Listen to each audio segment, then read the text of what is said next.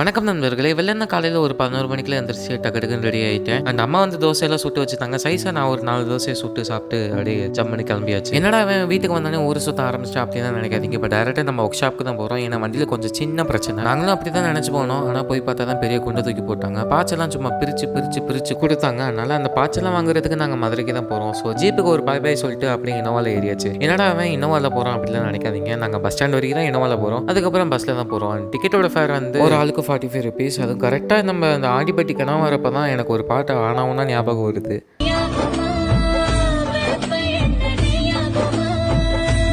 தலையாட்டுறது பார்த்துக்கிட்டே அப்படியே ஆரப்பாளையம் வந்துட்டு அங்கேருந்து சிம்மக்கலுக்கு பஸ் ஏறி அப்படியே சிம்மக்கலுக்கு சும்மா சர்ன்னு வந்து அப்படியே ஹண்டிங் வேலையை ஆரம்பிச்சாச்சு. நிறைய கடை சொன்னாங்க. நாங்கள் ஒரு செலக்டிவோ ஒரு 4-5 கடை வச்சிருந்தோம். ஃபர்ஸ்ட் கடை இந்த அலைகந்திரா கிடைக்காத பாய்ச்சல் இல்லை அப்படின்னாங்க. நாங்கள் போனோன்னே இல்லைன்ட்டாங்க.